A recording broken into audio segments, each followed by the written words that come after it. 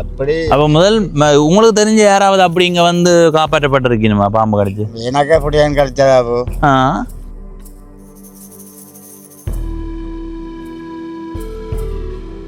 நோர்வேலியா இருக்கிறீங்க?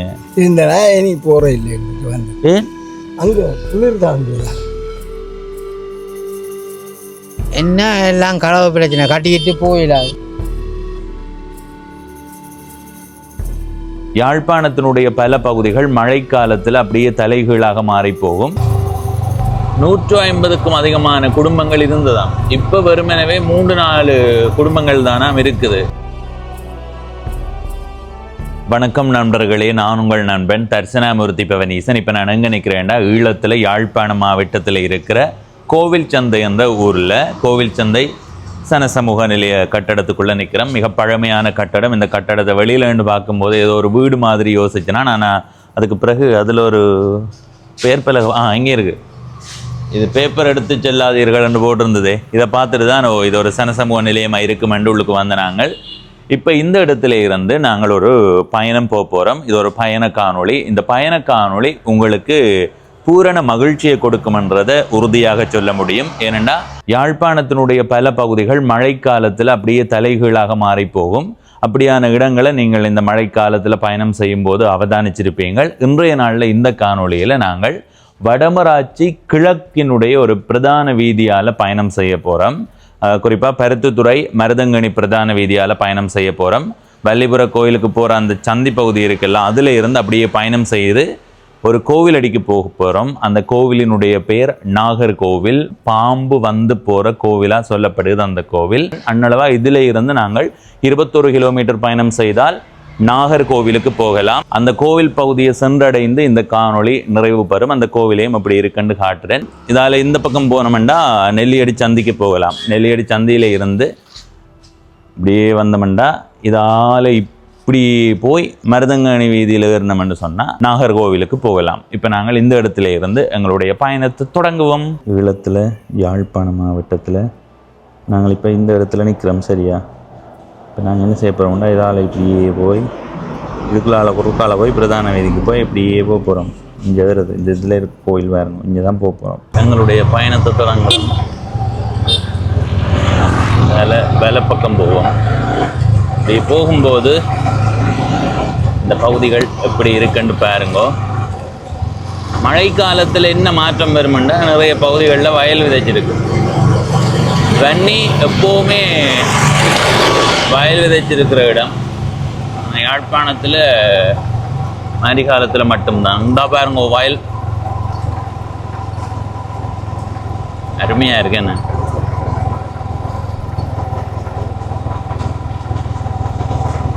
யாழ்ப்பாணத்தில் எங்கேயாவது தான் இப்படி வயல்வெளி இருக்கும். ஆனால் வன்னியில் வயல் இல்லாத இடமே இல்லையப்பா. வன்னி என்று ஒரு உதாரணத்துக்கு சொல்கிறோம். அதுக்கு அப்புறம் அம்பாறை, மட்டக்களப்பு, திருகோணமலை இந்த இடமெல்லாம் வயல்கள் அதிகம்தான் யாழ்ப்பாணத்தை விட. நான் பாருங்க வயலின் வடிவே.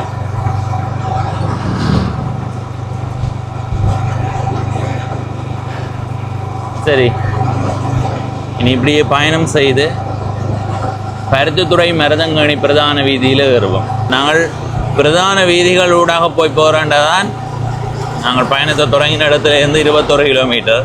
ஆனால் நாங்கள் குறுக்கால போக போகிறோம். அதனால் கிலோமீட்டர் கொஞ்சம் குறைவாக தான் இருக்குது. இதில் இருக்கிற கோயிலை பாருங்க, வெள்ளத்தில் மூழ்கி போச்சுப்பா. இனிமேல் இந்த இடத்துல வெள்ளம் குறையலை. ஐயோ, பார்த்தீங்களா? இப்போ நான் பருத்தித்துறை கச்சாய் பிரதான வீதியில் நிற்கிறேன். இப்படி நேர போனால் புலோலி சந்தி ஊடாக பருத்தித்துறை நகரப்பகுதிக்கு போகலாம். நாங்கள் அந்த வீதிக்கு போக தேவையில்லை. இதில் வலப்பக்கம் ஒரு வீதி வருது. அந்த வீதியால் திரும்பினோம்னு சொன்னால் பருத்தித்துறை மருதங்கனி வீதிக்கு போகலாம். இதால் வலப்பக்கம் போகணும். சரியா?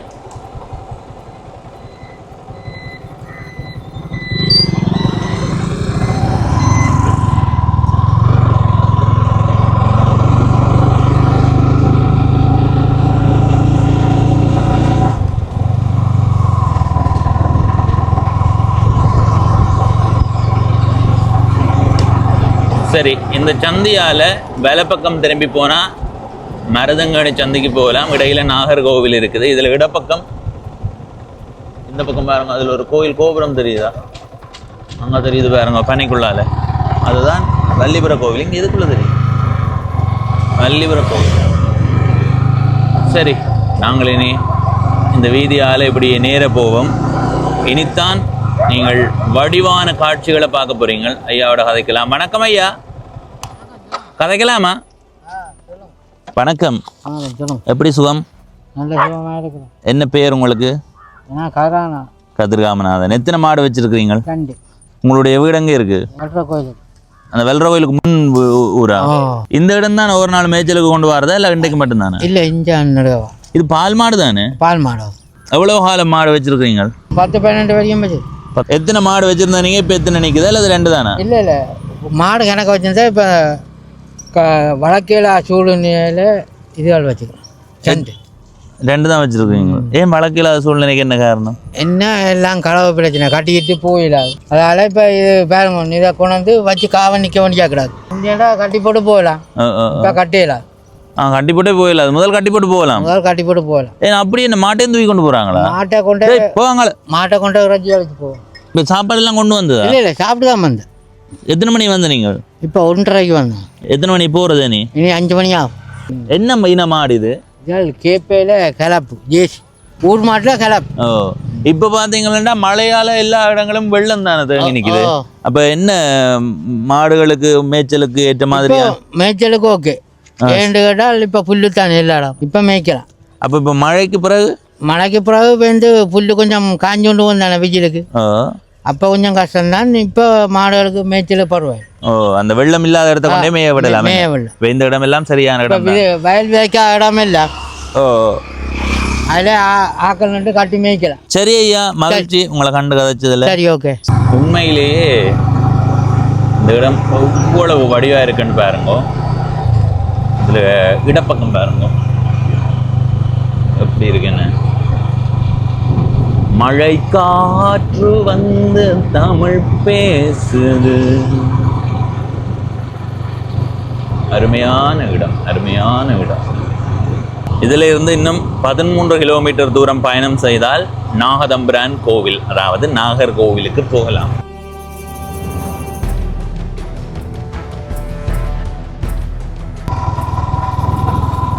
வீதியினுடைய வலப்பக்கம் பனை மரங்கள்.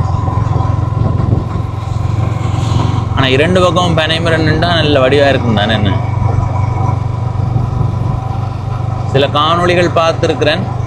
வீதியில் 2 பக்கமும் பனை நிற்கும். அந்த பனைக்கு 2 பக்கமாக வயலும் இருக்கும்.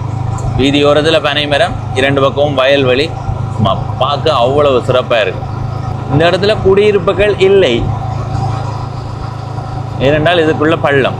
இந்த இடத்துல பனை மரங்கள் தான் அதிகமாக இருக்கும். உண்மையிலேயே இடப்பக்கம் பாருங்க பனை மரம், வலப்பக்கம் பாருங்க பனை மரம். பார்க்குற இடம் எல்லாம் பனை மரம் தான்.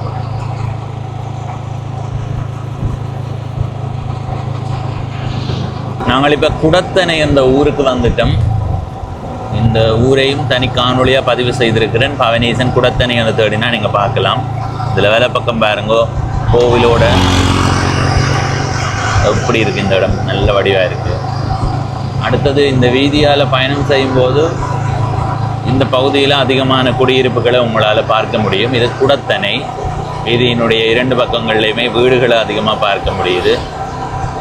திக்கு திக்கா வெள்ளம் தேங்கி நிற்கிற இடங்களும் கிடக்குது. இதில் இடப்பக்கம் பாருங்க, ஒரு குளம் மாதிரி, தாமரை குளம் மாதிரி.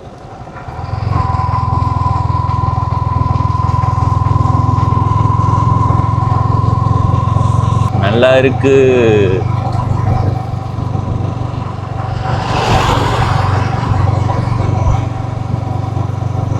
இதில் இடப்பக்கம் பாருங்க,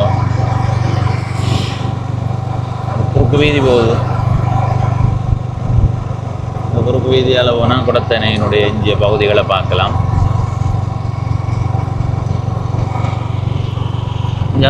இந்த பகுதியை பாருங்க, பனங்கூடல். இதில் பச்சை பசையிலண்டு வயல் இருக்கிறதால இந்த இடம் இன்னும் வடிவாகுது. அதனால தான் சொல்கிறேன், மழைக்காலத்தில் யாழ்ப்பாணம் அப்படியே மாறி போகுது.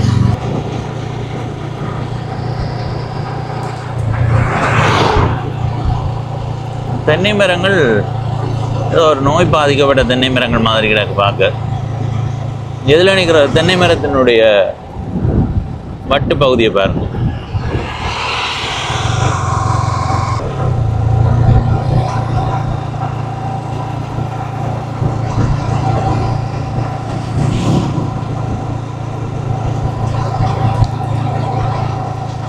இடத்துல பாருங்க இவ்வளவு வெள்ளம் தங்கி நிற்குது. இதுல இடப்பக்கம் பார்த்து கொண்டு வாங்கோ. இந்த இடப்பக்கம் தான் குடியிருப்புகள் இருக்குது. ஒரு கிறிஸ்தவ கோவில்,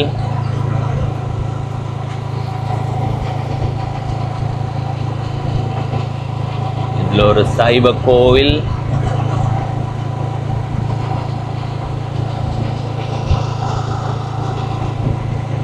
இந்த வீட்டு பகுதியை பார்த்தீங்களா தென்னை மரங்களோட. உண்மையா நல்லா இருக்கு இந்த இடம் பார்க்கவே.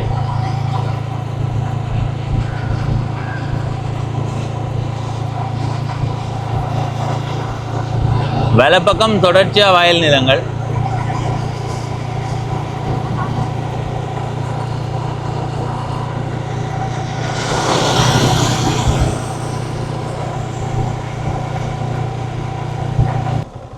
இப்படி இடப்பக்கம் பாருங்க வயல்வெளி, அதுக்கு அங்கால வீடுகள் இருக்குது.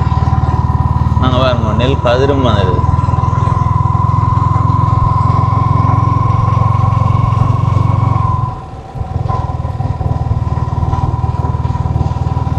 அதில் இடப்பக்கம் திரும்பியும் குடத்தனை பார்க்க போகலாம்.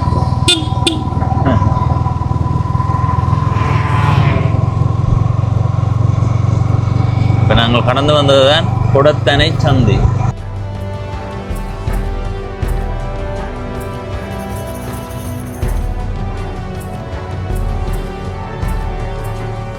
இப்போ நாங்கள் பயணம் செய்கிற வீதியினுடைய 2 பக்கமுமே வயல்வெளியோட நல்ல வடிவாக இருக்குது.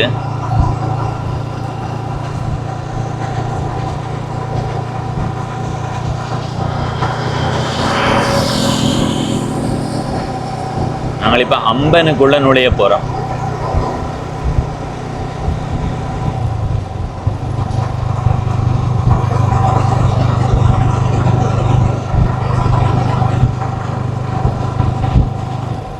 இதில் வேறங்க எழுதி கிடக்கு வெல்கம் டு அம்பன். சரி, நாங்கள் இப்போ அம்பனுக்குள்ள நுழைகிறோம். அம்பன் என்ற ஊர் உண்மையிலேயே சொல்கிறேன் தரம் நல்ல வடிவான ஊர். நாங்கள் ஏற்கனவே ஊர்காணொலி எடுக்க வரும்போது இந்த ஊரினுடைய அழகை உணர்ந்து கொண்டேன். மழை காலத்தில் எப்படி இருக்குன்னு பாருங்கோ. இந்த வீதியினுடைய 2 பக்கமுமே குடியிருப்புகள், திக்கு திக்கா வயல்வெளிகள் இருக்குது. அடுத்தது வீடுகள் இருக்கிற அந்த காணியை பாருங்கோ. இந்த காணியை பாருங்கோ. தென்னை மரங்கள் அதிகமாக நடப்பட்டிருக்கு. மரங்கள், மாமரம், அப்படியான பயன் தரும் மரங்கள் அதிகமாக நிற்குது.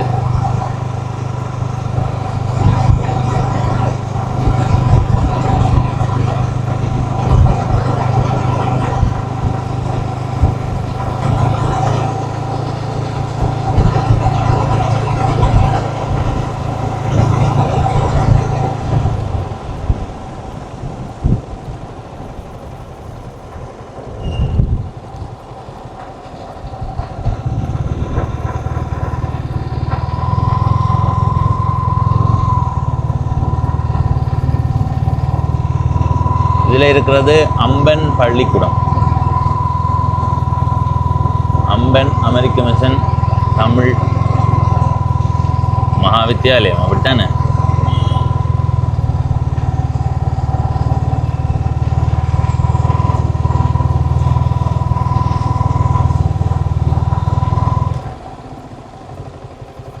ஐயா, நீங்கள் எந்த இடமா? இது இடம் இது அம்பன். அம்பன் அம்பன் வடிவான இடமா இல்லை? கேட்குறேன். என்ன ஒரு வடிவான இடமா? என்ன குறை சொல்லுங்க. என்ன சொல்கிறீங்க? கதைக்கலாமா 2 நிமிஷம்? பார்த்தீங்களா, எங்களை தீர்த்தங்கன்ற உங்களை வருவோண்டு தெரியாது. நல்ல ஊர்னு சொன்னீங்க, பார்த்தீங்களா எங்களுக்கு தீர்த்தங்கன்ற. அது நீங்கள் வெறுமண்டு தெரிஞ்சிருந்தா தெரிஞ்சா இல்லை ரெண்டு பாதம் பானியாவது எடுத்து வச்சிருக்கலாம் என்ன வேண்டாலும் எடுத்து வச்சு. ஓ வணக்கம் ஐயா. வணக்கம். உங்களோட பெயர்?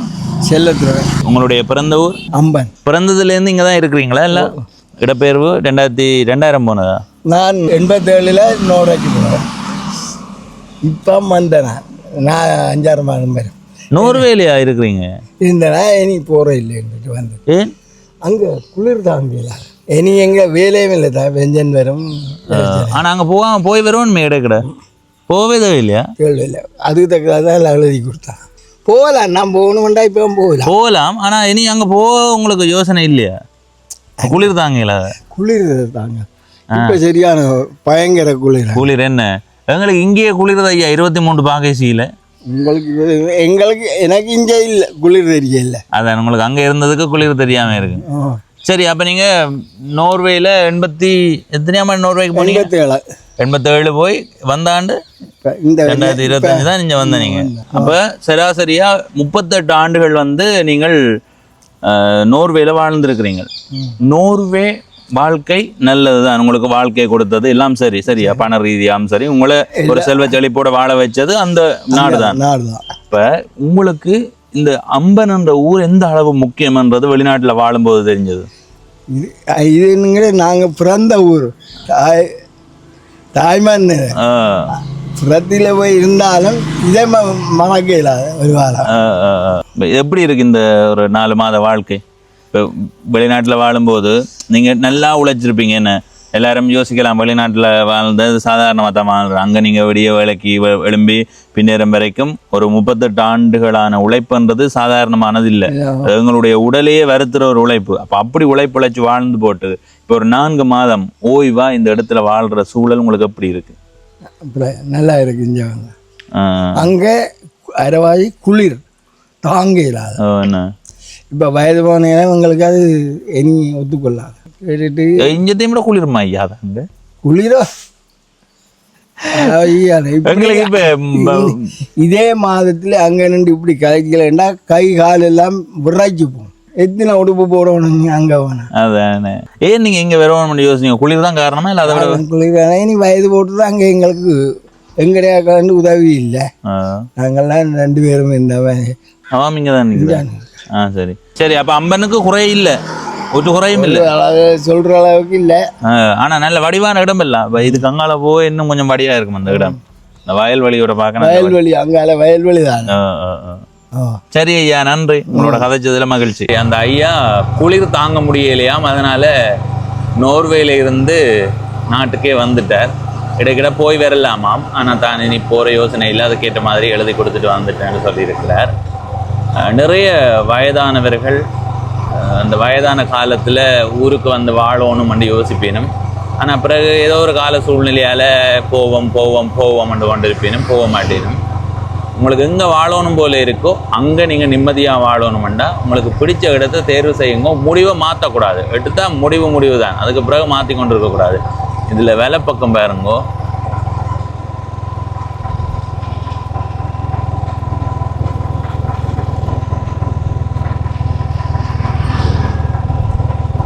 மழைக்கு வெள்ளம் தேங்கி நிற்குது இந்த பகுதியில்.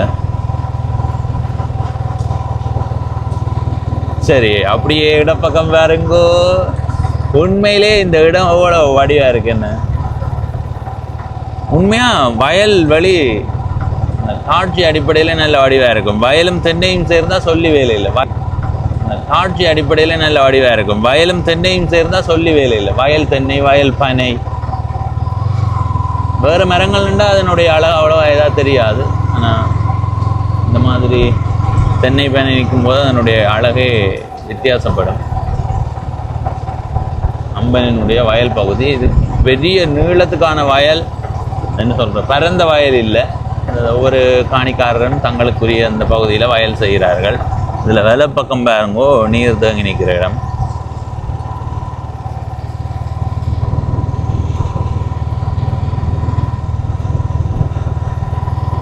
இன்னும் 3.8 கிலோமீட்டர் பயணம் செய்தால் நாகர்கோவில் பகுதிக்கு போகலாம். நாகர்கோவில் பகுதிக்கு வந்து கனகாலம் அப்பா, அந்த கோவிலையும் உங்களுக்கு காட்டுறேன். சரியா, இதில் ஒரு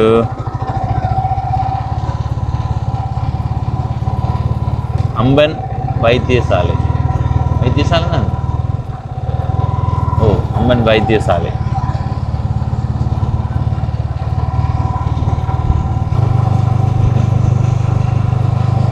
இந்த இடமெல்லாம் சரியான வெள்ளமா இருக்கு மக்களே. இந்த இடப்பக்கம் இல்லை வேலை பக்கம் பாருங்கோ, தண்ணி தங்கி நிற்குதில்ல. அதுக்கு அங்கால கண்டல் தாவரங்கள் இருக்குது. இதுக்கு அங்கால இருக்கிற வீதி தான் பருத்தித்துறை கச்சாய் அல்லது புலோலி கச்சாய் பிரதான வீதி. சரி, இப்படி நேர பார்த்து கொண்டு வாங்கோ.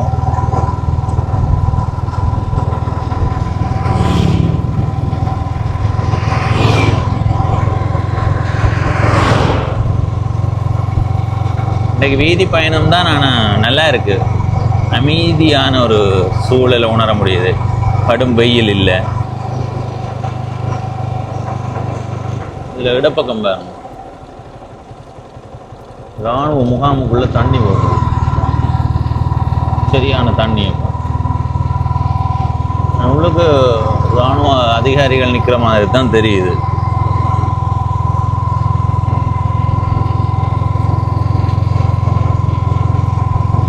இந்த வீதியினுடைய 2 பக்கங்களுமே மரம் வளர்ந்து நின்றா நல்லா இருக்கும். அதில் இடப்பக்கம் பாருங்க மரத மரம் நிற்குது, வேலை பக்கமும் மரம் நட்டு இருக்குது. திக்கு திக்கா நிறைய மரங்கள் நட்டு இருக்கு வரிசைக்கு. இது வளர்ந்து வீதியை மூடி நிழல் தரும்போது உண்மையிலே பார்க்கும்போது நல்ல வடிவாகத்தான் இருக்கும். ஆனால் அதை பார்க்குறதுக்கு நாங்கள் இருக்க மாட்டோம். அதுதான் கவலை. நீங்கள் எப்பயாவது யோசிச்சிருக்கிறீங்களா, ஒரு 100 ஆண்டுக்கு பிறகு இந்த இடம் எப்படி இருக்குமாண்டு? நாங்கள் இருக்க மாட்டோம். இப்போ இந்த காணொளி பார்க்குற யாருமே இருக்க மாட்டோம்.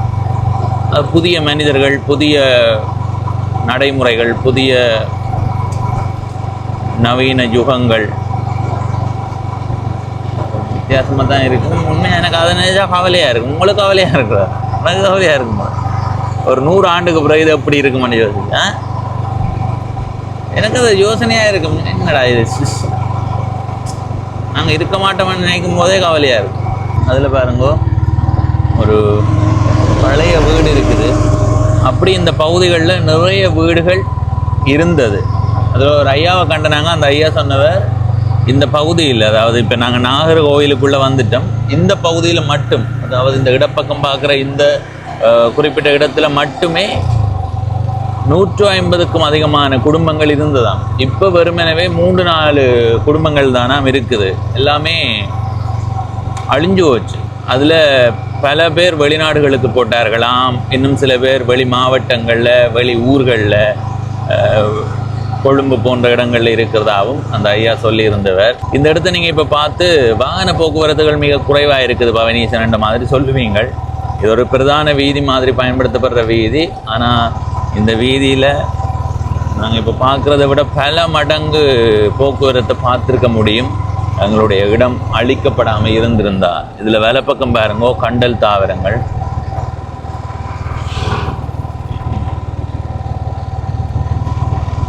உண்மையாக நல்ல வடிவாக இருக்குது இந்த காட்சி. இதில் அப்படியே தெப்பத்தில் போகணும். ஆனால் சரியான அனுபவம் இல்லாமல் போனால் தப்ப முடியாது. இதில் இடப்பக்கம் எல்லாம் பாருங்கோ, நாகர்கோவிலினுடைய பகுதி தான். இந்த கங்காலையெல்லாம் வீடுகள் நிறைய இருந்திருக்கு. ஆனால் அந்த வீடுகள் எல்லாம் இப்போ இல்லை. சில கட்டடங்கள்லாம் இருக்குது. ஆனால் கொஞ்சம் குடியிருப்புகள் வந்துடுது இந்த நாகர்கோவில் பக்கம். அந்த தெரியுது பாருங்க கோவில், அதுதான் நாகர்கோவில். அந்த கோவில் அடிக்கு தான் நாங்கள் இப்போ போகிறோம். இந்த பக்கம் பாருங்கோ வீடுகள் இருக்குது திக்கு திக்கா. இதால் இடப்பக்கம் போவார்.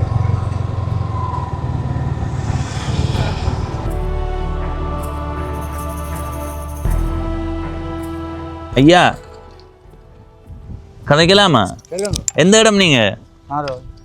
உங்களோட பெயர்? இந்த ஊரின் சிறப்புண்டா என்ன சொல்லுவீங்க? நாகதம்பிரான் கோவில். அதில் என்ன நீங்கள் என்ன அதில் சிறப்பு உணர்ந்த நீங்கள்? நாங்கள் நினச்சா நண்டாலும் எங்களுக்கு செய்யும். நாகதம்பிரான் ஏதோ செய்வார் உதவிகள். எத்தனையாம் ஆண்டு இங்கேருந்து நீங்கள் இடம்பெயர்ந்து போனது? 2000 ஆண்டு. 2000 ஆண்டு போய் 2012 வந்துட்டோம். நீங்கள் எந்த இடத்துல இருந்து நீங்கள் இடமேந்து போகும்போது? நாங்கள் இடம் வச்சுருந்தான். பிறகு திருப்பி போய் பரந்தன், மிரசுமோட்டை, கண்டாவளை முதல்லாம் சுற்றி தான் பிறகு இங்கே நிறைவாக வந்தது. கிட்ட தான் கடைசி. ரெட்டை வாய்க்காலோட என்ன செய்யுங்க? கடைசி அதோட முடிஞ்சு நான் அப்படியே அங்கால போகல. அப்புறம் நந்தி கடல் கடற்கையிலாது தானே.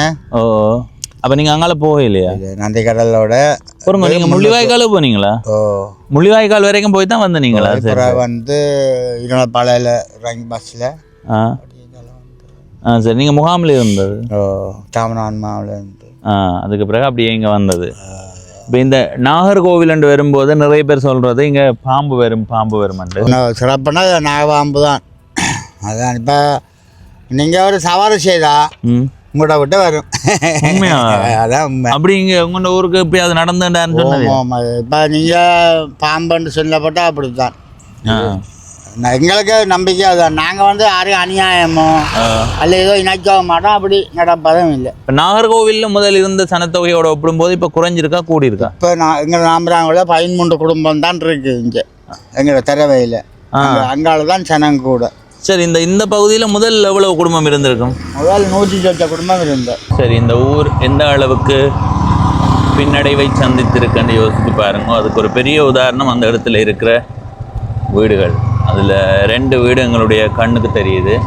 அதை தாண்டி இந்த பகுதிகளில் நிறைய வீடுகள் இருந்திருக்கு. இப்போ வீடுகளினுடைய எண்ணிக்கை பெரிய அளவு குறைஞ்சி போச்சுது. நாங்கள் இப்போ நாகர்கோவிலுக்கு போவோம். இதால் போகிறது அதில் வாகனம் வந்ததால் நாங்கள் பிறகு இங்கால வந்துட்டோம். பாம்பு கடிச்சால் முந்தைய ஆஸ்பத்திரிக்கு அதுக்கு கொண்டும் போகிறது இல்லை. அப்போ டாக்டர் இவர் இருப்பார், ஐயா இருப்பாரல்லோ. அப்போ பாம்பு அடித்து அந்த கோயிலுக்கு போனால் பள்ளி சொன்னால் அவர் மருந்து கொடுக்க மாட்டார். சரியா? பள்ளி சொல்லாட்டு அவர் மருந்து கொடுத்தால் ஆட்கள் நிச்சயமாக தப்பு. மற்றது இனிப்பு பண்டங்கள் அதில் ஒன்றும் சாப்பிடக்கூடாது என்று அவர் பிறகு 3ஆம் நாள் 4ஆம் நாள் புக்கை கொடுத்தா அதோடைய சுவப்படும். மற்ற அந்த கேணி இருக்குல்ல, அந்த கேணியில் வந்து தண்ணி எடுத்து கொடுப்பார். மற்ற தீர்த்தம் கொடுப்பார். மற்றது பாம்பு கடிச்ச காயம் இருக்குல்லோ, அதுக்கு அந்த உள்ளுக்கு அந்த இருக்குத்தானே அவற்றை அந்த இது மூலஸ்தானத்து எண்ணெய், அந்த எண்ணெயை தான் மருந்தாக காலுக்கு பூசுறது. அப்போ முதல் உங்களுக்கு தெரிஞ்ச யாராவது அப்படி இங்கே வந்து காப்பாற்றப்பட்டிருக்கீங்களா பாம்பு கடிச்சு? எனக்கு புடியன் கடிச்சதா போ. நானே இங்கே வந்து அதுக்கப்புறம் நீங்கள் புடியன் பாம்பு கடிச்சு வைத்தியசாலைக்கு போகலையா? இல்லை. உண்மையாவா? இப்போ பெருசாக கடிச்சதா? இப்போ சில பேர் சொல்லுவேன் சாதாரண அந்த இறக்கொத்தண்டு அப்படி இல்லை தானே? எல்லாம் இப்படி பிடுங்கினது. ஒரு வயல் பார்க்க போக வயலுக்கு வரம்பில் இருந்துட்டு கடிச்சது புடியன். அப்போ எனக்கு இங்கே கொண்டு வர அளவு மயங்கி ஒரு மாதிரி கிடந்தோம். அப்புறம் இங்கே கொண்டு வர இப்போ கொண்டு வந்து டாக்கி ஆட்டுக்கு மருந்து எல்லாம் தந்து சோம் வந்தோம். என்னையா சொல்கிறீங்க? இப்போ புடியம்பாம்பு கடிச்சு காலஞ்சென்று வைத்தியசாலையை கொண்டு போனாலே ஆள் தப்பாது. இப்போ அது அங்கே காலம் வரம்பில் வயலுக்கு கடிச்சதப்போ நாங்கள் கொஞ்சம் வந்துட்டேன். சரியா? காலுக்கு சீலையை தான் கட்டினதா? ஒன்றுமே கட்ட இல்லைண்ணா. சரியா? அதிசயம் தானே இந்த கோவில். அதான் முதல் அப்படி ஒரு இதுதான். இப்போ 3 ஆண்டுக்கு முன்ன வரும்போது இந்த கோவிலினுடைய பொருளாளர், அதாவது ஒரு ஐயா எங்களுக்கு சொன்னவர், இங்கே வந்து இந்த ஊரில் பாம்பு கடிச்சா யாரும் வைத்தியசாலைக்கு போகிறதில்ல. அப்போ நான் கேட்டேன்னா நீங்கள் இதை பார்த்துருக்குறீங்களான்னு கேட்க எனக்கு தெரிஞ்ச ஒரு ஆளுக்கு நடந்ததுன்னு சொன்னது. ஆனால் நான் அது இப்போ எங்களுக்கு தகவலை அறிஞ்சு வச்சிருந்தாலும் அனுபவப்பட்டவர்கள் சொல்லல தானே. ஆனால் இப்போ இந்த ஐயா சொல்லும் போது எனக்கு உண்மையிலேயே வியப்பாக இருக்குது இந்த அளவுக்கு இந்த கோவில். அதான் கோவில் இப்போ இப்படி தான் பார்க்க பள்ளத்தில் இருக்குது, சின்ன இது அப்படி நாங்கள் நினைக்கிறோம் ஒழிய. ஆனால் அவருக்குள்ள மேல்மையான புதுமை இப்போ நாங்கள்லாம் கஷ்டப்பட்ட ஆக்கள் தானுங்க. ஆனால் நாங்கள் அடுத்த பிச்சு எடுக்க போகிற அளவுக்கு இல்லை. அப்போ அந்த அளவுக்கு இவர் பாதுகாத்து வச்சிருக்காரு, அப்படி வச்சிருக்கிறாருங்க. ஆனால் நீங்கள் சொல்கிறீங்களா முதல் 100க்கும் மேற்பட்ட வீடுகள் இருந்தாண்டு. இப்போ இதுக்குள்ள பார்த்தீங்கன்னா அதில் இப்போ தம்பி இப்போ அந்த கோயில் ஒன்று இருக்குல்லோ பின்னாடி வயரோல், இப்போ அதுக்கு இங்கே எல்லாம் வந்து சனம் இருந்தது தானே ஃபுல்லாக. இப்போ இங்கே வரைக்கும் சனம் இருந்தது. இப்போ இதில் 1 2 கொஞ்சம் சனம் இருக்குது, ஒரு 10 12 சனம் இருக்குது. பெஞ்சாலையும் ஃபுல்லாக சனம் இருந்தது தானே ஃபுல்லாக. அப்போ அந்த இடப்பெயர்வோட தான் எல்லாம் இல்லாமல் போனது. ஒரு கதைக்கு இங்கே இருந்து மக்கள் இடம்பெயர்ந்து போகையில் என்று வைப்போமே, எந்த பிரச்சனையும் இல்லை, இங்கேயே வாழலாம்ன்ற சூழல்ல வாழ்ந்து கொண்டு இருந்திருந்தா இப்ப நாங்கள் பார்க்குற இந்த மாதிரியான இடம் எப்படி இருந்திருக்கு உங்களோட கருத்து? சிறப்பாக தானே இருக்குது. சனம் இருந்திருந்தா வளர்ச்சி அடைந்து ஒரு நகரமயமாதலோட கிராமத்துல நகரமயமாதல் இருந்திருக்கு கட்டாயம். இப்போ என்ன பிரச்சனை, இப்போ இந்த தொண்டமனாறு பாலத்தை பூட்டினோடனே இங்கே தண்ணி இருக்கலாம், கொஞ்சம் மேலே மேலே வருது. என்ன அதுதான் முதல் பிரச்சனை. இப்போ தொண்டமனாறு பாலம் வந்து திறந்து தண்ணி கொஞ்சம் படிஞ்சியமா இருந்தால் இடத்துல எல்லாம் தண்ணி நிற்காது. நல்லீர் வளர்ப்புன்னு சொல்லி அப்படி ஒன்று செய்கிறதால இப்போ ஆற்று தண்ணி இங்கே வருது. வந்தோடனே இந்த கம்மங்கள் ஒன்றும் விதைக்க இல்லாமல் அது சரியா. இதுதான் அந்த உண்மையான சம்பவம். இதுக்கு தீர்வு அங்கதான் இருக்கு. அங்கதான் இருக்கு, வேறு எங்கே இருக்கு? தீர்வு யாருங்க நான் தீர்க்கிறேன், நாங்களே தீர்க்கிறேன். ஆனா அது என்னண்டாயா, நான் அறிஞ்ச வரைக்கும் இப்போ நாங்கள் அந்த உப்பு நீரான சில பகுதிகள்னு சொல்றோம் தானே, அதெல்லாம் இதால இல்லாம போகும். மழை நீர் வந்து அப்படியே நிலத்திலேயே போய் எனக்கு ஏற்கனவே ஒரு ஐயா சொன்னவர் இந்த கிராமம் அப்படி அழியுதானே. அதுல அதுக்கு ஒரு மாற்று வழியை செய்யணும். அதுக்கு ஒரு மாற்று வழியை செய்யத்தானே வேணும். சரியான வாய்க்கால்களை அமைச்சு விட்டாலே அந்த இதால தண்ணி இங்கே இருந்து இப்போ கடல் தண்ணி போறதுக்கு ஒரு வாய்க்கால் அதை வெட்டி கடல்ல விழுத்தோணும். முதல் இப்படி வெள்ளம் நிற்கிறே இல்லையா விடத்துல முந்தி இல்லை. இப்போ இந்த ரோட்டுகள் இருந்தோன்னா பாலங்கள் இதுன்றோன்னா இப்போ பாலத்தால் வந்து தண்ணி மேலே வரும். அதான் இந்த இந்த இந்த இதை பாருங்க, கோயிலுக்கு போற பாதையை இந்த இடத்துல தண்ணியே நிக்கிறது இல்லையா? முதல் இல்லை முந்தி இல்லை. அப்படி எவ்வளவு காலமா இது நிக்குது? இது இப்போ மாறி வந்தா நிற்கும். எவ்வளவு ஆண்டா? ஆண்டு இல்லை சொல்ல முடியல. நாங்க இருக்கிறது முந்தி பழைய ஆண்டுல இப்படி இருக்க இல்ல. இப்படி இப்படி இவ்வளவு தூரம் தண்ணி மேல இருந்தா இந்த அச்சிவாரத்தை எங்க கட்டி இருப்பினோம். விளங்கி கொள்ளுங்கள் சொன்னாங்க. இப்ப அங்க பாலத்தை இதண்டோட தான் அதை இப்ப இப்ப இந்த கோயிலால இப்ப இவையெல்லாம் சேர்ந்து போக ரோட்டுக்கு கோயிலுக்கு போறோம்னு சொல்லாக்க தண்ணி இப்படி கூட இப்படி மிதக்கமா இருந்தா அவை என்ன செய்திருப்பினோம், தம்பி இதை உயர்த்தி அந்த இடம் போட்டுருப்பேன். இப்போ தண்ணிக்காக நீங்கள் போடுங்க, போய் பார்த்தா உங்களுக்கு விளங்குன்னு தானே. அதுதான் அதுதான் அதுதான். நீங்கள் ஆடா மாடா வளர்க்குறீங்க? என்னோட ஆடு நிற்கும் மாடு நிற்கும். இதில் நிற்கிறவங்க கொண்ட ஆடா? இல்லை இல்லை, இது இந்திய ஆடு, சொந்த ஆடு. சரி ஐயா, மிக்க நன்றி. உங்களை கண்டு கதைச்சதுல மகிழ்ச்சி. நான் ஏற்கனவே அறிஞ்ச தகவல், உங்களுக்கே பாம்பு கடிச்சு உங்களையே காப்பாற்றி இருக்கிறார்கள் நீங்கள் சொன்னது உண்மையிலேயே எனக்கு வியப்பாக தான் இருக்குது. சரி ஐயா, நாங்கள் தண்ணியில் இப்படி இப்போ போகலாம் சில பாம்புங்களுக்கு வந்து கடிக்கும் தம்பி. தண்ணியில போகும் அப்படியே முந்தி இருக்கு இருந்துட்டு இப்ப எங்களை ரத்தம் வரும். அந்த தண்ணியில நாங்கள் கொண்டு கழுவிட்டு அப்புறம் அந்த அதுல விளைவை திருநூற்றா பூச்சிட்டு நாங்க போனா சரி நான் சொன்னோம்னா உண்மையாவா எங்களுக்கு அப்படி இருக்கு. மெச்சவையை பற்றி நாங்க சொல்ல இல்ல. இது இப்ப இதை பார்த்துட்டு எங்கேயாவது பாம்பு கடிச்சா நீங்க வைத்தியசாலைக்கு போகாம இங்க வாங்க நாங்க சொல்லல. இப்ப இங்க இப்ப இந்த இடத்துல பாம்பு கடிச்சா இவர்கள் சொல்ற நம்பிக்கைய போய் கால களைப்பட்டு உடனே வைத்தியசாலைக்கு போங்க. அதுக்கு கடவுள் காப்பாத்தினாரா வைத்தியர் காப்பாத்தினாரான்றது அடுத்தது. இப்படி இருக்குதுன்றத சொல்றோம். இதை பார்த்துட்டு ஒரு கதைக்கு உங்களால பாம்பு கடிச்சு போடுறவன் வந்து இதுல களையை போடுவோம் பவனீசன் காணொலி போட்டவன். அதுக்கு பிறகு பாருங்க, நான் இப்படி இது இந்த ஊர் மக்களுக்கு கூட அப்படியான ஒரு வியப்பான அதிசயம் ஒன்று இருக்கலாம். எனவே உங்களுக்கு பாம்பு கடிச்சு இதுல பக்கத்துல எங்கேயும் கடிச்சா களையை போட்டு உடனே வைத்தியசாலைக்கு போங்க. அது கடவுள் வைத்தியர் மூலமா காப்பாத்தி இருக்கலாம், அல்லது கடவுளும் காப்பாத்தி இருக்கலாம். அதை பற்றி எங்களுக்கு சொல்ல தெரியாது. கடவுளை நம்புங்க. கடவுள் நம்பினா கடவுள் இல்லையான் கடவுள் இருக்கிறாரு நினைச்சு வாழுங்க. சரி ஐயா, நன்றி நன்றி ஐயா, நன்றி. வெள்ளம் தேங்கி நிற்குது. இந்த வீதியை கொஞ்சம் உயர்த்தி போட்டிருந்தா இப்படி தண்ணி நின்றுருக்கு. அது போற வழி சீராக இருந்திருக்கும். ஒரு சின்ன மதகோ இல்லை பாலம் வச்சு போட்டிருக்கலாம். ஆனால் ஐயா சொல்கிற இப்போ கொஞ்சம் காலமாக தானே இப்படி தண்ணி நிற்குது.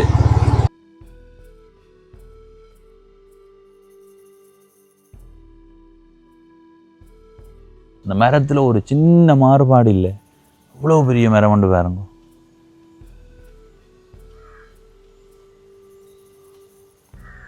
சரி, இந்த சூழலில் பாருங்க. அங்கே இந்த இதில் அப்படியே பார்த்து கொண்டு வாங்க.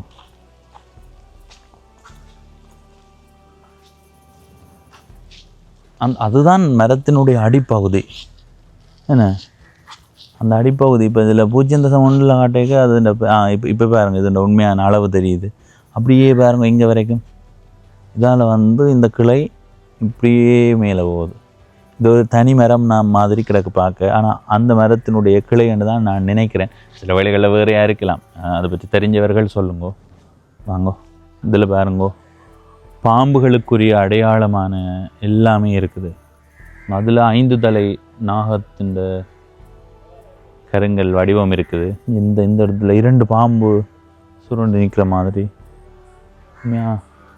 ஒரு பக்தி மயமோண்டு வருது. இதுக்குள்ளே வேற எங்களை அறியாமலேயே அது உருவாக்கப்படுது. இதில் வேற நிறைய சூலம் வைக்கப்பட்டிருக்குது. நிறைய சூலம், 1 இல்லை 2 இல்லை, எவ்வளவு சூலம் என்று பாருங்க.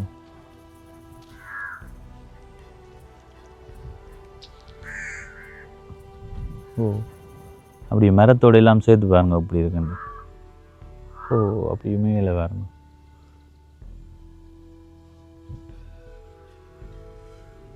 பெரிய மரம். அப்படியே இந்த பக்கம் திரும்புங்க.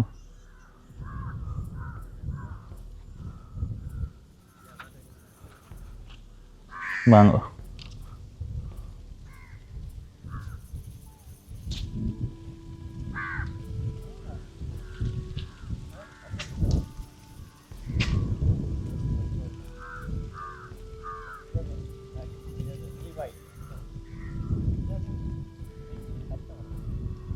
பாம்பு புற்று இருக்கு. இப்போவுமே பாம்பு வந்து போகிறதாம். ஆனால் அந்த பாம்பை காணுறதுக்கான வாய்ப்பு யாருக்கு கிடைக்குமோ தெரியல. இதில் வேறுங்கோ பாம்பு புற்று.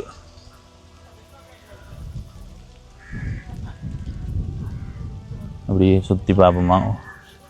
தொட்டில் கட்டியிருக்கு பாருங்க. நிறைய பேர் வேண்டுதல் செய்கிறார்கள். அந்த வேண்டுதல் நிறைவேறுறதா நம்புகிறார்கள். பாம்பு புற்று.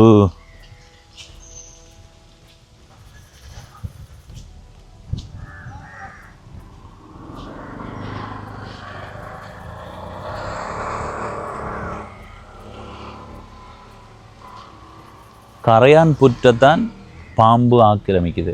அதால தான் பாம்பு புற்றுன்னு சொல்கிறோம். ஆனால் உண்மையிலேயே அது கரையான் புற்று. கரையான் கட்டுற புற்றில் பாம்பு வந்து இருக்குது.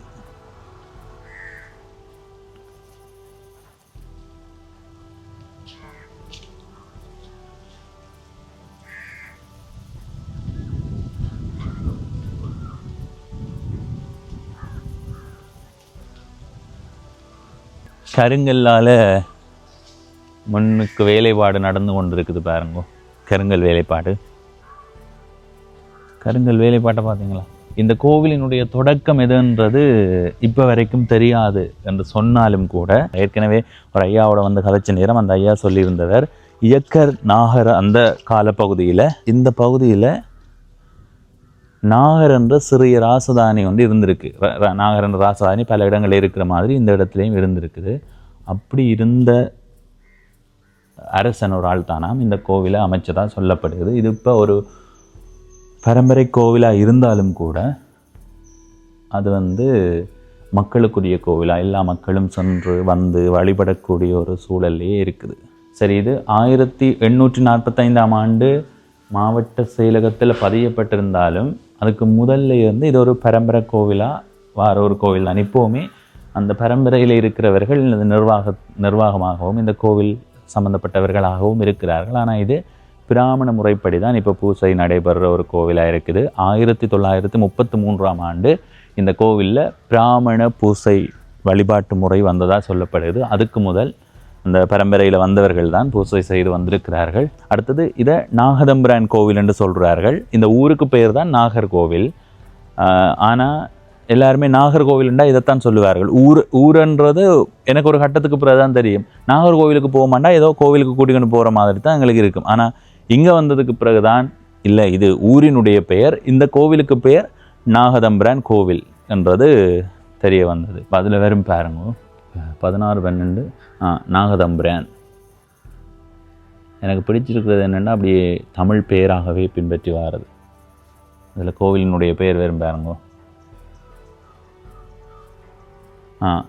நாகர்கோவில் பூர்வீக நாகதம்பிரான் ஆலயம். சரி, எனவே இந்த ஊருக்கு பெயர் தான் நாகர்கோவில், கோவிலுக்கு பெயர் நாகதம்பிரான் கோவில். அதிகமான சிறப்புகள் இருக்கு. அந்த கிணற்றில் நிறைய பேர் வந்து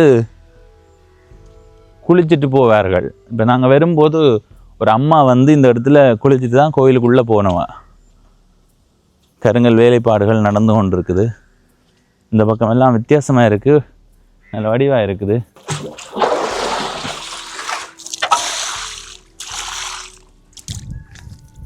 நாகதம்பிரானே பவனீசனுக்கு இருக்கிற பாவம் எல்லாத்தையும் போக்கு. ஏதாவது பாவம் இருந்தால் போக்கும். உண்மையிலே நான் பக்தியான ஆள், சரியா? சும்மா நினைக்காதீங்க. இந்த கோவிலை நீங்கள் இப்போ இப்படி கட்டட அமைப்போட பார்த்தாலும் இந்த கோவில் பூர்வீகமாக எப்படி வந்திருக்குன்னு கேட்டால் மர அடி வழிபாடு. அதாவது உங்களுக்கு எங்களுடைய கடந்த காலங்களை தேடி போய் பார்த்தீங்கன்னா அது மரத்தை அடிப்படையாக கொண்டு தான் வந்திருக்கும். அப்படி இந்த கோவிலும் மர அடி வழிபாட்டோடு இருந்து அதுக்கு பிறகு இப்படி வந்து இப்போ இந்த அளவு கட்டடத்தோடு இருக்குது. நான் ஒரு மரத்துக்கு கீழே தான் இந்த கோவில் இருந்தான்னு சொன்னான் தானே. அந்த மரத்துக்கு பேர் அத்தி மரம். ஆனால் இப்போ அந்த மரம் இல்லையா. இதில் எழுதியிருக்கு பாருங்க, நாகர்கோவில் பூர்வீக நாகதம்பிரான் ஆலயம் மெய்யடியார்களே ஆலய முன்வாசலில் திருப்பணி கட்டுமான பணிகள் நடப்பதனால் அடியார்களின் நலன் கருதி முன்வாசல் பாவனையை தவிர்க்குமாறும் தெற்கு பக்க வாசலை அடியார்களை பாவிக்குமாறும் கேட்டுக்கொள்ளப்படுகிறீர்கள்.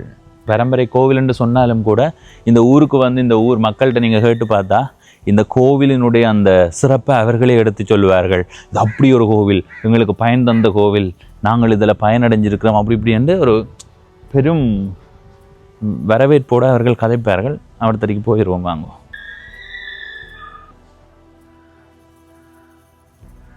இதில் பாருங்க, அந்த முன்னுக்கு கருங்கல் வேலைப்பாடு நடந்து கொண்டு இருக்குல்ல, அந்த கட்டட வேலைப்பாடு முடிஞ்சால் இப்படித்தான் இருக்கும் முன் கோபுரம். அதில் நாகர்கோவில் பூர்வீக நாகதம்பிரான் ஆலயத்தில் அமையவுள்ள ராஜகோபுரத்தின் மாதிரி வரைபடம். அடியார்கள் ராஜகோபுர நிதிக்கு பங்களிப்பு செய்ய விரும்பினால் ஆலய கருமபீடத்தில் அன்பளிப்பு செலுத்தி பற்றுச்சீட்டை பெற்றுக்கொள்ளலாம். கோபுர தரிசனம் கோடி புண்ணியம் என்று எழுதியிருக்கு. தொடர்பண்ணம் அதில் எழுதியிருக்குது. 63 அடி மொத்தமாக. நுழைவாயிலின் உயரம் 14 அடி, அகலம் 9 அடியும் 4 இன்ச்சு. சரி, அந்த கருங்கல்லாதான வேலைப்பாடு எங்கே இருக்குமெண்டா எவ்வளவு இருக்குமெண்டா 14 அடி 8 இன்ச்சு கருங்கல் அலங்கார வேலைப்பாடு. அதுக்கு மேலே அப்படி இருக்குமென்று தெரியல. அது கலசம் மட்டுமான உயரத்தை தான் காட்டியிருக்கு. சரியா, அடியிலிருந்து கலசம் மட்டுமான உயரம். உண்மையாக இந்த கோவில் மிகவுமே பக்திமயமானது. எதிர்காலத்தில் வாரவர்கள் இந்த கோவிலில் வந்து உங்களுடைய வேண்டுதலை முன் வச்சு பாருங்கோ. அதை நிறைவேறினா கோபுரை கட்டுறதுக்கு உங்களுடைய ஆதரவை வழங்குங்க. இல்லை, இந்த காணொலியை பார்க்குற நீங்கள் அங்கே இருந்து கூட ஒரு வேண்டுதலை முன் வையுங்கோ. பவனீசன் காட்டியிருக்கிறார், நான் இப்போ கருவறையில் முன்னுக்கு விட்டுட்டு கும்பிடுங்கோ. ஏன்னா கோவிலுக்கு வந்து தான் உங்களுடைய வேண்டுதலை செய்யணும் இல்லை, கோவிலுக்கு வராமையும் உங்களுடைய வேண்டுதலை செய்யலாம். அப்படி வேண்டுதலை செய்து அது நிறைவேறினா எதிர்காலத்தில் வந்து நன்றி சொல்லுங்க. ஏற்கனவே நான் 3 ஆண்டுகளுக்கு முன்பு இந்த கோவில் பகுதிக்கு வந்த நேரம் ஒரு ஐயா எங்களோட கதைச்சவர். அந்த ஐயா கதைச்ச காணொளி பவனீசன் என்ற யூடியூப் தளத்தில் இருக்குது. டிஸ்கிரிப்ஷனில் லிங்க் போடுறேன், நீங்கள் பாருங்கோ. அதை விட அந்த காணொளியிலிருந்து ஒரு சின்ன பகுதியை இதில் சேர்த்து விட்றேன், பாருங்கோ. இப்போ 3 லிங்கங்களும் அங்கே வழிபாட்டில் இருக்குது. பாருங்க, இந்த வழிபாடு தான் இருக்கு. சரியா, இப்போ பாருங்க, இந்த கீழே உள்ளது வந்து ஆரம்பத்தில் உள்ள இது. அடுத்தது வந்து 1918ஆம் ஆண்டில் வைக்கப்பட்டது. இது வந்து 1979ஆம் ஆண்டில் வைக்கப்பட்டது. மூலஸ்தானத்தில் இந்த 3 லிங்கம் இருக்கு. 3க்கும் ஒரே டைமில் பூஜை நடக்கும். இப்போ இந்த கோயிலுக்கு பாம்பு வந்து கொண்டு இருக்கு. இப்பவும் பாம்பு காண முடியுமா? அதாவது வந்து கடவுள், நாங்கள் கடவுள் என்று தான் கருதுகிறோம். எல்லாராலையும் காண முடியாது. உங்களுக்கு அந்த சந்தர்ப்பம் கிடைச்சா சில விட உங்களோட கண்ணில் தோன்றும். எனக்கு இன்னைக்கு 72 வயதாச்சு. நான் ஒரே ஒரு முறை தான் கண்டிருக்கேன் அந்த பாம்பு. இந்திய இராணுவம் இங்கே இருந்த காலத்தில் அவர்கள் மக்களை அடிக்கடி கூட்டி கொண்டு போய் அந்த கோயிலடியில் இருத்தி போட்டு தங்களோட வேலையை பார்ப்பேன். மக்கள் கஷ்டப்பட்டு சரி உங்களை சாட்சி கொண்டு போகிறோன்னு தான் சொல்லுவாங்க. ஒரு வீடை வந்து பாபா வலிக்கிடு சரியோ செல்லோன்னு கூட்டி கொண்டு வந்து இருத்தி போட்டு இருந்ததாகவும், அப்படி ஒரு காலகட்டத்தில் அதுக்கு மறுதினம் அந்த பிரதானியினுடைய பொக்கெட்டுக்குள்ளே பாம்பு இருந்ததாகவும், அவர் தான் உணர்ந்த பாம்பை மேசேறி ஏறி இருந்தான்னு சொல்லியும், அவர்களால் இதை கலைக்க முடியாமல் போயிட்டுன்னு சொல்லியும், பிறகு இந்த கோயில் பூசகர் போய் அந்த பாம்பை அங்கே போய் தடியிலிருந்து கொண்டு வந்ததாகவும், அதன் பிறகு அவர்கள் இந்த பக்கத்தில் உள்ள மக்களை கூட்டு கொண்டு இப்படியான கஷ்டங்கள் ஒன்றும் கொடுக்குறே இல்லை. சரியா, அப்படி இலங்கை இராணுவம் இருந்த காலத்திலையும் நடைபெற்றதாக நான் கேள்விப்பட்டிருக்கிறேன். அது என்ன மாதிரி? அதே இப்படித்தான் மக்களை கொண்டு போய் வைக்க அது பிறகு அவர்கள் மக்களுக்கு கரைச்சல் கொடுக்குற இல்லை. சரியா?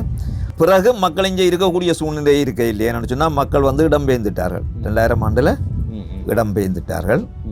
சரியா?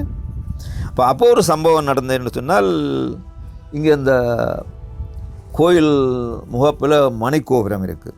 அந்த மணிக்கோபுரத்தில் கிட்ட இராணுவத்தினர் மச்சங்கள் எல்லாம் காய்ச்சி மாமிசங்கள் எல்லாம் காய்ச்சி குடித்து கொண்டிருந்த மூட்டம் செல்வந்து அந்த மணிக்கோபுரத்தில் விழுந்து அதிலிருந்து 18 பேர் இறந்ததாகவும் இராணுவத்தினர் 12 பேர் இறந்ததாகவும் ஒரு செய்தி நான் அறிஞ்சிருக்கிறேன். அங்கே வேலை செய்த ஒரு நாங்கள் அந்த இடத்தை பார்க்க வந்த மூட்டத்தில் அவர்களால் கூறப்பட்ட ஒரு செய்தி. நாங்கள் இராணுவத்தாலே சொல்லப்பட்டது. இப்போ நாங்கள் இங்கே ஒரு காலம் இந்த ஆலயத்தை பார்க்க பிறகு இராணுவத்தினர் மிக புனிதமாக இந்த கோயிலை பாய்ச்சி கொண்டிருந்தார். பயன்படுத்தின அதன் பின்பு அப்போ அந்த நேரத்தில் தான் இந்த வரலாறு எங்களுக்கு சொல்லப்பட்டது. எனக்கு பேர் ஞாபகம் இருந்தால் நான் இப்போ அவர்கிட்ட பேரை மறந்துட்டேன். அவர் அடிக்கடி இப்போ அந்த கோயிலுக்கு வந்து போகிறவர், இப்போவும் வந்து போகிறவர். சரியா? அந்த காலத்தில் இருந்த அந்த பொறுப்பாக இருந்தவர் இந்த கோயிலில் வந்து அவசரங்கள் எல்லாம் இடம்பெயர்ந்து எல்லாம் மக்கள் இங்கே வந்த பிறகு அவர்கள் வந்து கோயில் ஆலயங்களை வழிபாடு செய்து கொண்டு போகிறவர்கள்.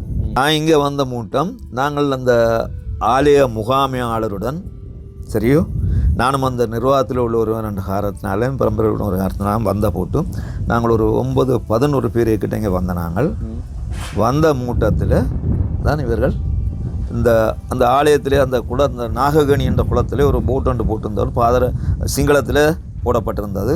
பாத அணிந்து கொண்டு சரியோ கோயிலுக்குள்ளே போக வேண்டாம் என்று சொல்லியும் கோயில் சாத்தப்பட்டிருந்தது.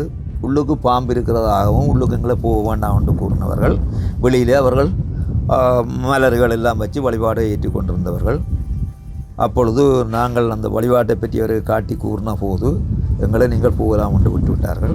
அப்போ நாங்கள் உள்ளுக்கு போய் பார்த்த மூட்டம் இந்த இலிங்கங்கள் எல்லாம் ஒரே இடத்துல தூக்கி வச்சு மூடப்பட்டிருந்தது.